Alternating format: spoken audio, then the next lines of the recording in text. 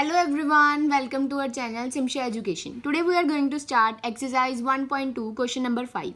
तो हमें given है find 5 rational numbers between 2/3 and 4/5. तो दो ये rational numbers हैं और इनके बीच में हमें 5 rational number find करने हैं. तो जैसे हमने पिछली बार भी किया था हम वैसे ही कर लेंगे.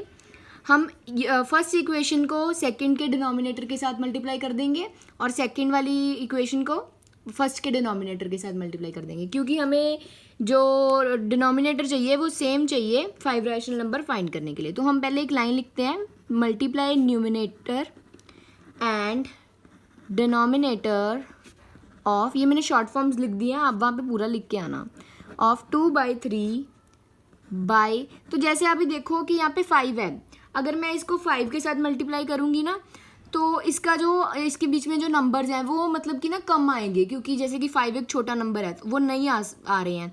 तो मैं इसीलिए ना इसके पीछे 0 लगा दूंगी, मतलब 50 के साथ मल्टीप्लाई कर दूंगी. और जैसे मैंने इसे 50 के साथ किया वैसे ही मैं 4/5 को भी 30 के साथ करूँगी. वैसे तो वहाँ पे 3 है लेकिन जैसे कि नंबर्स उसके बीच में एग्जिस्ट नहीं हो पा रहे हैं, 5 नंबर्स नहीं आ पा रहे हैं, इसीलिए हम 20 या उसे 10 के साथ मल्टीप्लाई कर लेंगे जो भी नंबर होगा. तो हम बस यहाँ पे जो हमने लिखा है वो हम करके दिखा देते हैं कि हमने क्या लिखा है.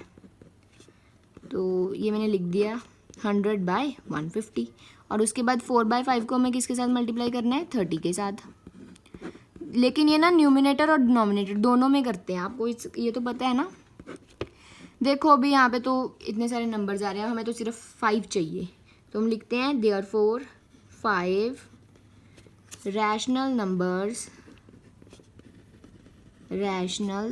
numbers between, तो यहाँ में फाइंड किसके बीच में करने थे, वो वाले नंबर्स लिख दो बस.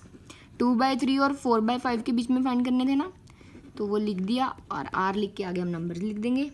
तो जैसे 101/150 या फिर 109/150, 111/150, 110/150, 119/150. देखो हो गए 5 नंबर्स, तो ये हमारा आंसर है. तो अभी हमें नेक्स्ट क्वेश्चन गिवन है 5th का सेकंड पार्ट. अभी हमें इसके बीच में 5 रैशनल नंबर फाइंड करने हैं. क्वेश्चन क्या गिवन है कि -3/2 एंड 5/3. तो मैंने यहाँ पे पहले ही लिख रखा है आंसर. तो मैंने न्यूमिनेटर और डिनोमिनेटर को मल्टीप्लाई कर लिया. अभी इस पूरी टर्म को मैंने मल्टीप्लाई किया 30 के साथ, इसको 10 के साथ मल्टीप्लाई करके, मतलब डिनोमिनेटर को. और जो ये वाली टर्म है इसे मैंने किया 20 के साथ.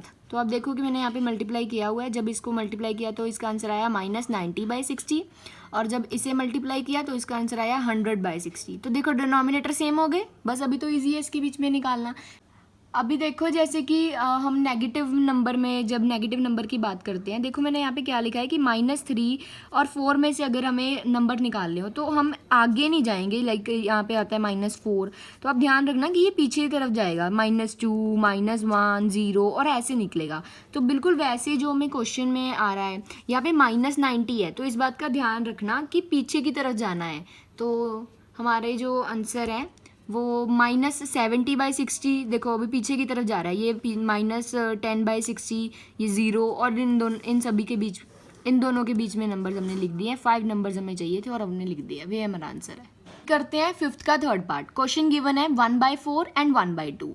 अभी देखो मल्टीप्लाई कर लेंगे 1/4 को 20 के साथ और 1/2 को 40 के साथ. ठीक है, अभी मैंने यहाँ पे 1/4 को 20 के साथ जब मल्टीप्लाई किया तो हमारा आंसर आया 20/80 और इधर आया 40/80. तो अब देखो डिनोमिनेटर सेम हो गया, अभी तो इजी है फाइंड करना. बस मैंने यहाँ पे क्या लिखा है, 5 rational numbers between 20 and sorry मैंने यहाँ पे ना गलत लिख दिया है, 20/80 नहीं आएगा क्योंकि जो हमें क्वेश्चंस में गिवन है ना हम वही नंबर्स लिखेंगे. हमें क्वेश्चन क्या गिवन था, 1/4 एंड 1/2. हमें नंबर्स तो उसी के बीच में फाइंड करने हैं ना, इसलिए हम वही वाले नंबर्स लिखेंगे. मैंने यहाँ पे गलती से जो मल्टीप्लाई करके आया ना वो लिख दिया था. तो अभी हम इनके बीच में लिख देते हैं आर डाल के. कौन से नंबर्स हैं अभी, 30/80, ठीक है, 31/80, 21/80, 39/80 और 36/80. तो 5 नंबर्स हो गए. बस ऐसे जो भी आपका दिल करता है कोई भी 5 नंबर्स लिख सकते हो. That's our answer. अभी हम 6th क्वेश्चन करते हैं. Write 5 rational numbers greater than -2. तो -2 से ग्रेटर हमें 5 रैशनल नंबर बताने हैं। अभी आपको पता है कि अगर कोई भी चीज़ हमें नेगेटिव में गिवन हो तो नेगेटिव नंबर जो छोटा होता है वो बड़ा होता है, और मतलब कि अगर हमें -1 की बात करें तो -1 सबसे बड़ा नेगेटिव नंबर होता है, और पीछे -100 की बात करें तो वो छोटा होता है, मतलब कि -1 से 100 छोटा होता है। तो ऐसे आपको समझ तो लग गया। अभी हम इधर बात करते हैं कि 5 रैशनल नंबर ग्रेटर देन -2, तो वो क्या होंगे? -1, 0, अभी पॉजिटिव में जाएगा 1, 2। हमें यहाँ पे रैशनल नंबर पूछिए, ये नहीं कहा कि पॉजिटिव है या नेगेटिव। तो हमारा लास्ट नंबर आ गया 3। अभी हम यहाँ पे कुछ भी लिख सकते हैं, ज़रूरी नहीं है कि ऐसे मैंने लाइन वाइज लिखे हैं, आप कुछ भी लिख सकते हो, क्योंकि उन्होंने कहा है कि 5 रैशनल नंबर ग्रेटर देन -2। ऐसा कुछ नहीं लिखा है कि कहाँ तक जाना है या कहाँ तक नहीं जाना। यहाँ पे आप 9, 10, 100 कुछ मर्जी लिख सकते थे, ठीक है। That's our answer. अभी हम करते हैं इस एक्सरसाइज का लास्ट क्वेश्चन। तो हमें गिवन है find 10 rational number between 3/5 and 3/4। तो मल्टीप्लाई कर देंगे, सिंपल सी बात है। 3/5 को 40 के साथ और 3/4 को 50 के साथ। तो मैंने यहाँ पे ऐसे लाइन में लिख दिया, ये लिख के आना, क्योंकि आपका इससे क्वेश्चन एक तो टीचर को समझ लगता है कि आप क्या कर रहे हो, और अच्छा लगता है। तो हमने इसे मल्टीप्लाई किया जैसे 40 के साथ, तो हमारा आंसर आया 120/200। और जब हम इसे 50 के साथ मल्टीप्लाई करेंगे तो हमारा आंसर आएगा 150/200।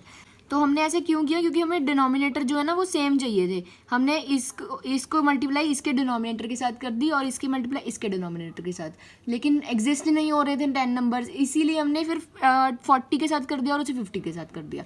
मतलब इसे एक तरह 10 नंबर्स के साथ मल्टीप्लाई करके फिर हमने मल्टीप्लाई किया, ताकि हमारा जो आंसर है वो एग्जिस्ट हो सके। तो मैंने यहाँ पे लिखा 10 रैशनल नंबर बिटवीन 3/5 एंड 3/4, क्योंकि हमें जो फाइंड करने थे वो इन दोनों के बीच में ही फाइंड करने थे। तो मैंने वो लिख के इन दोनों के बीच में नंबर्स लिख दिए हैं। देखो आप 10 नंबर्स लिखे हैं मैंने, आपकी मर्जी आप कोई भी लिख लो। मैंने लिखा है 121/200, 125/200, 130/200, 136/200, 138/200 और ऐसे सो ऑन 149/200। तो आप कोई भी नंबर्स लिख सकते हो जो आपका मन करे। That's our answer. तो अब हमारा ये चैप्टर कंप्लीट हो गया है। Bye bye, thank